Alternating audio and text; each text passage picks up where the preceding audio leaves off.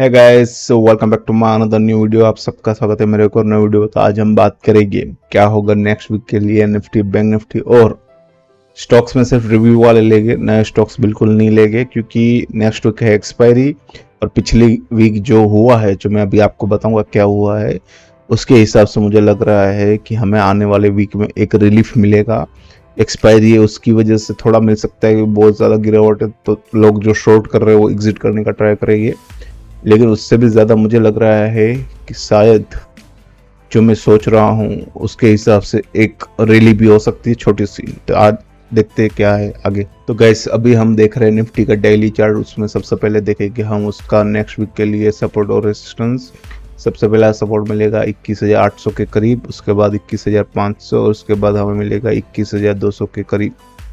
Next हमारा resistance जो बनेगा वो है 22,300, 22,500 और उसके बाद मिलेगा यहाँ पे 700 के करीब। अब सबसे पहले मैं यहाँ पे कुछ ड्रॉ करूँगा, ठीक है।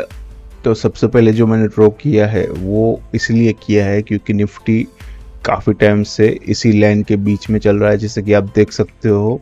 और जिस हिसाब से ये अभी वर्क कर रहा है, मुझे लगता है कि इसने अगर ब्रेक, ये लाइन हमारी जो लाइन है वो ब्रेक नहीं की, ठीक है, कि पिछले वीक कैंडल का जो क्लोज था 21,995, 21,900, 22,000 पकड़ते हैं। और हमारा आज का जो मतलब कि करंट लास्ट कैंडल बना है वो है 22,150 के करीब।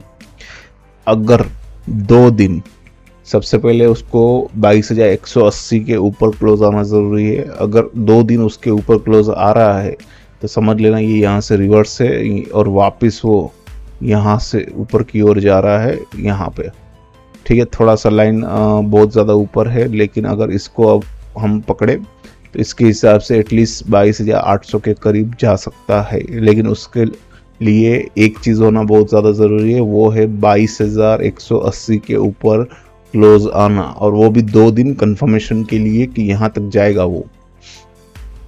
दूसरा, अगर टेक्निकली देखे तो यहाँ पे तो वो फॉल हुआ है, लेकिन अगर थोड़ा ब्रॉड देखे तो हमें दिखता है कि यहाँ पे जो उसकी लाइन थी सपोर्ट जोन के हिसाब से ये चल रहा है इसी पैरेलल जोन में।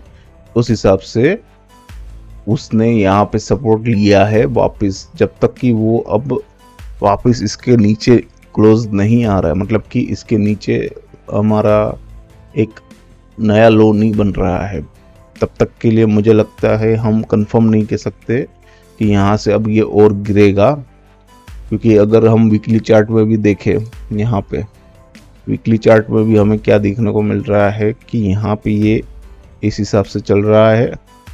और ऊपर की ओर अगर देखें, ऊपर की ओर ये इस हिसाब से चल रहा है, ठीक है। हल्का सा यहाँ पे ये मिस हो चुका है, इसको यहाँ से यहाँ तक जाना चाहिए था ऊपर और, लेकिन वो गया नहीं है। लेकिन अगर ओवरऑल भी देख रहे हैं, अगर मैं इस हिसाब से ड्रॉ करूँ तो हमें देखने को क्या मिल रहा है कि ये इसके नीचे गया था, लेकिन वापस उसने वो जो लाइन टूटने वाली थी उसको वो जोड़ लिया है और वापस उसी जोन के हिसाब से चल रहा है। और उस जोन के हिसाब से नेक्स्ट जो देखने लायक जोन हो गया दिख रहा है लेवल, वो है 22,070 के करीब, 22,050 से 22,070 के करीब। अगर उसके नीचे जा रहा है तो तुरंत वो वापस जो लो बना था वहाँ जाएगा 21,700 के करीब। और वो ब्रेक हो रहा है तो हमारा जो नेक्स्ट टारगेट रहेगा एटलीस्ट वीकली बेसिस पे, वो है हमारी ग्रीन लाइन जो है 21,150 के करीब।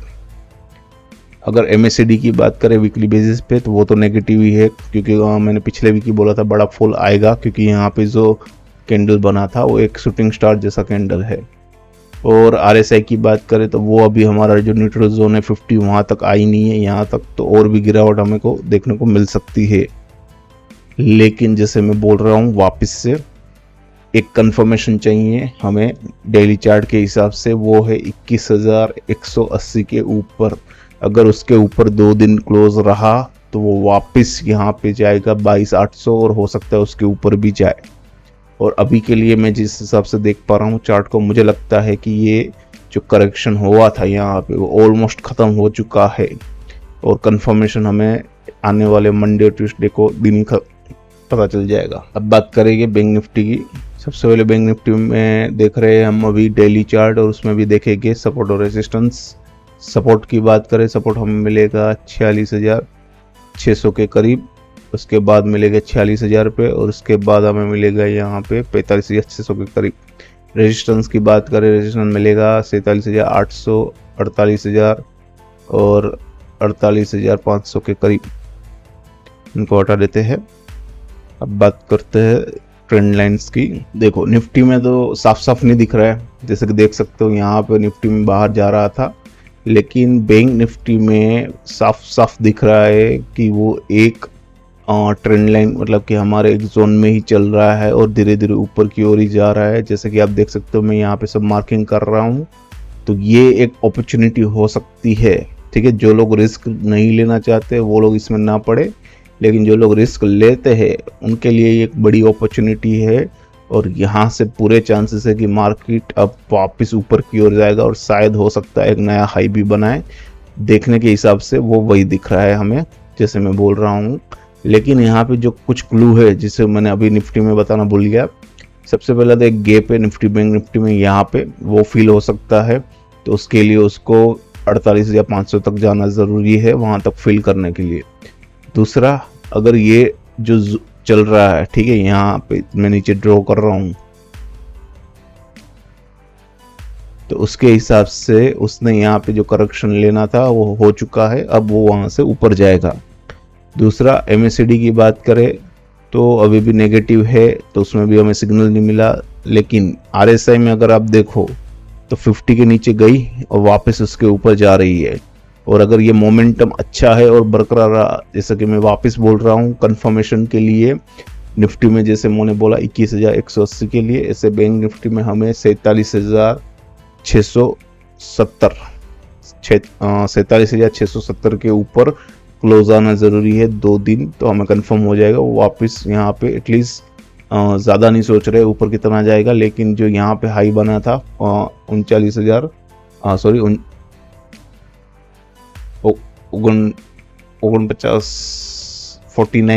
का जो हाई बना था, एटलीस्ट वहाँ तक तो जाएगा। दूसरा, अभी थोड़ा वीकली बेसिस पे देख लेते हैं, ब्रॉड में इनको हटा देते थे, वापस से मैं तो आपको ड्रॉ करता हूँ। तो देख सकते हो जैसे वीकली बेसिस में भी वो इस लाइन के हिसाब से ऊपर और नीचे की जो लाइंस मैंने अभी ड्रॉ की है उसके हिसाब से ही चल रहा है।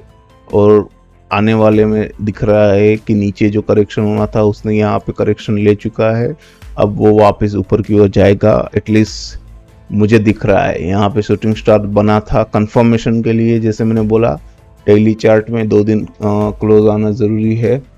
लेकिन अगर जो लोग रिस्क लेना चाहते हैं वो वापस थोड़ा वेट करें, अगर कंफर्मेशन नहीं भी मिला तो यहाँ से वापस बाउंस मिलेंगे निचले लेवल्स पे। जो लो बना था 46,500 के करीब, तो 46,500 पे आप नज़र रखिए, वहाँ से शायद वापस बाउंस देखने को मिले आपको। दूसरा, MACD अभी भी ग्रीन सिग्नल में है, रेड सिग्नल नहीं मिला है इतनी गिरावट के बावजूद, तो यहाँ पे और कंफर्मेशन मिल रही है कि यहाँ से बैंक निफ्टी में और उछाल देखने को मिलेगा। RSI अभी 56 से अभी ओवरबाउट में नहीं गई है, तो और जगह है ऊपर जाने के लिए। ओवरऑल निफ्टी से ज़्यादा बैंक निफ्टी में पोटेंशियल भी ज़्यादा है, उसमें जगह भी ज़्यादा है, और चार्ट के हिसाब से काफ़ी स्ट्रांगली हमें सिग्नल दे रहा है कि यहाँ से वापस वो ऊपर की ओर जा सकता है। अब बात करते हैं स्टॉक्स की। तो गाइस सबसे पहला देख रहे हैं HDFC बैंक का रिव्यू। तो रिव्यू में इतना ही है कि पिछले वीक बोला था नीचे की ओर 2 लेवल्स दिए थे, बोला 1505, दूसरा दिया था 1480। 1505 हमारा आ गया, उसके नीचे भी गया। दूसरा लेवल जो था 1480 उसको थोड़ा सा उसने रखा 1480.25, 25 पैसे के लिए रखा, और वहाँ से स्ट्रॉन्ग वापस बाउंस दे रहा है और वो 1550 के लेवल्स पर जाने के लिए रेडी हो रहा है। 1550 क्रॉस होते ही 1590 तक आ सकता है। 1600 इसलिए नहीं बोल रहा हूँ क्योंकि यहाँ पे फिर एक बड़ा गैप है, फिर वो पूरा फिल करने जाएगा 1680 1660 के करीब। तो अभी के लिए इतना नहीं सोचते, नेक्स्ट वीक के लिए बस इतना लग रहा है 1550 से पहला लेवल, तो उसके बाद 1590। तो इसकी भी जो सारे लेवल से अभी दिखेगी स्क्रीन पे। नेक्स्ट स्टॉक का रिव्यू गाइस वो है इन्फोसिस, इन्फी हमारा। इसको अभी हम डेली चार्ट में नहीं देखेंगे क्योंकि बहुत ज़्यादा गिरावट हो चुकी है और हमारे दोनों लेवल्स आ चुके हैं 1450 1400 दोनों। अब नेक्स्ट लेवल्स क्या है, तो इसके लिए हम आ जाते हैं 1 ईयर में। 1 ईयर में हमें देखने को मिल रहा है कि 1350 1360 ये वाला जोन काफ़ी स्ट्रॉन्ग लेवल है सपोर्ट के लिए। तो 1350 1360 पे हमें स्ट्रॉन्ग दिखेगा सपोर्ट। ऑलरेडी 1380 के करीब लो देखने को मिल चुका है, तो और थोड़ा शायद गिरावट देखने को मिले तो 1350 पे वॉच करिए। अगर 1350 पे गिरने के बाद अगर वो वहाँ से रिवर्स हो रहा है तो सीधी बात है 1500-1520 तक वो वापस रिवर्सल हो सकता है, लेकिन 1350 तक रुकना चाहिए। अगर रुका नहीं और भी गिर रहा है तो नीचे के लिए और लेवल से अगर स्ट्रॉन्ग लेवल की बात करूं, बीच में छोटे मोटे सपोर्ट मिलेंगे यहाँ पे ये वाले, लेकिन स्ट्रॉन्ग जो लेवल मिलेगा ये वाला वो है 1260 के करीब।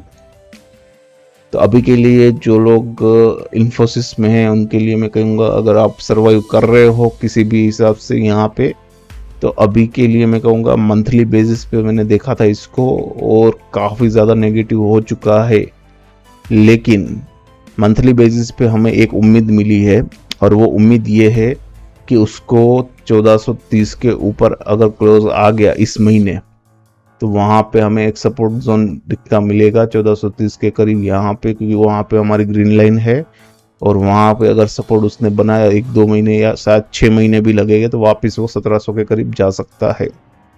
तो ओवरऑल लॉन्ग टर्म के लिए अच्छा दिख रहा है, लेकिन मैं कहूँगा अभी के लिए आईटी से दूर रहे। आईटी में फ्लक्चुएशन बहुत ज़्यादा है, वॉलेटिलिटी बहुत ज़्यादा है, तो कई आपके ऊपर और दोनों नीचे दोनों के एसएल्स वो उड़ाएगा। लेकिन चार्ट के हिसाब से माने तो चार्ट अभी नेगेटिव है, पॉजिटिव बिल्कुल नहीं हुआ है। हल्का सा हमें यहाँ बाइंग देखने को मिला है, लेकिन ये बाइंग शॉर्ट कवरिंग भी हो सकती है यहाँ पे बहुत ज़्यादा गिरावट के बाद।